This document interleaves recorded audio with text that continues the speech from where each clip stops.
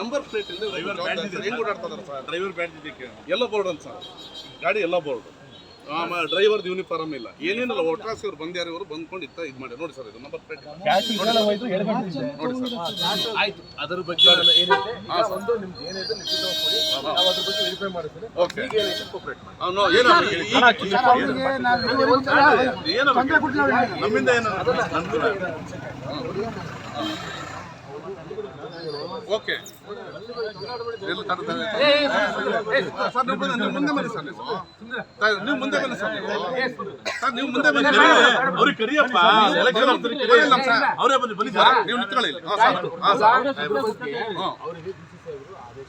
Okay sir. ಅವ್ರಿಗೆ ತೊಂದರೆ ಕೊಟ್ಟಿಲ್ಲ ಸರ್, ನಾವು ತೊಂದರೆ ಕೊಟ್ಟಿಲ್ಲ. ಸ್ವಾಮಿ, ನಿಮ್ಗೆ ತೊಂದರೆ ಕೊಟ್ಟಿದ್ದೀವಾ?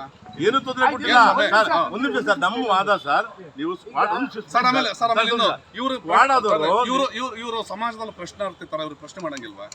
ಇವರು ಅಲ್ಲಲ್ಲ ಇವರಿಗೆ. ಅದಕ್ಕೆ ಸರ್ ನನ್ನ ಪ್ರಶ್ನೆ ಏನಪ್ಪಾ ಅಂತ ಹೇಳಿದ್ರೆ, ನಂಬರ್, ನೀವು ಒಬ್ರು ಜವಾಬ್ದಾರಿ ಆಫೀಸರು, ನಂಬರ್ ಪ್ಲೇಟ್ ಇಲ್ಲದೆ ಗಾಡಿ ನೀವು ಹೆಂಗ್ ಓಡಾಡಿದ್ರಿ, ಹೆಂಗ್ ತಗೊಂಡು ಓಡಾಡ್ತಾ ಇದ್ದೀರಾ? ಅದೇನಾಯ್ತು ವಾಲ್ಯೂಷನ್ ಚೆಕ್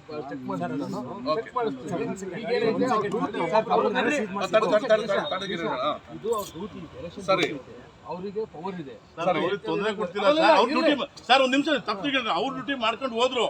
ನಾವು ಈ ಕಾರಲ್ಲಿ ದುಡ್ಡು ತಗೊಂಡೋಗ್ಬಿಟ್ರಿ, ನಿಮ್ಮ ಅಧಿಕೃತ ಕಾರಲ್ಲಿ ತಗೊಂಡೋಗ್ರಿ ಅಂತ ಹೇಳಿ ಕಳಿಸಿದೀವಿ. ಅಧಿಕಾರಿ ಸಿಬ್ಬಂದಿ ಎಲ್ಲರಿಗೂ ಕಳಿಸಿದೀವಿ, ವಿತ್ ಪೊಲೀಸರು ಕಳಿಸಿದೀವಿ. ನಮ್ಮ ವಾದ, ಈ ಕಾರಲ್ಲಿ ನಂಬರ್ ಪ್ಲೇಟ್ ಇಲ್ಲ. ನಿಮ್ಗೆ ಗೊತ್ತಿದೆ, ಇವತ್ತು ಕಾರು, ಇವತ್ತು 2 ವೀಲರ್ 4 ವೀಲರು ಶೋರೂಮ್ ಇಂದ ಬರ್ತೇವೆ, ನಂಬರ್ ಪ್ಲೇಟ್ ಹಾಕೊಡ್ತಾರೆ. ಇದು 3 ತಿಂಗಳಾದ್ರೂ ಕೂಡ ನಂಬರ್ ಪ್ಲೇಟ್ ಇಲ್ಲ.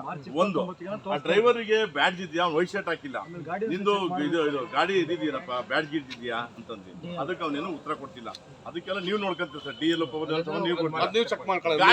ಗಾಡಿ ಒಳಗಡೆ ಇನ್ನೇನು ಇಟ್ಕೊಂಡಿರೋ ಗೊತ್ತಿಲ್ಲ, ಒಂದ್ಸಲ ಚೆಕ್ ಮಾಡಿ.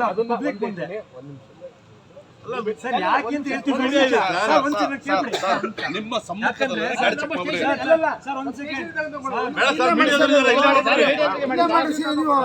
ಅದು ಏನಾಗಿದೆ, ಎಲೆಕ್ಷನ್ ಸ್ಕ್ವಾಡ್ ಅಂತ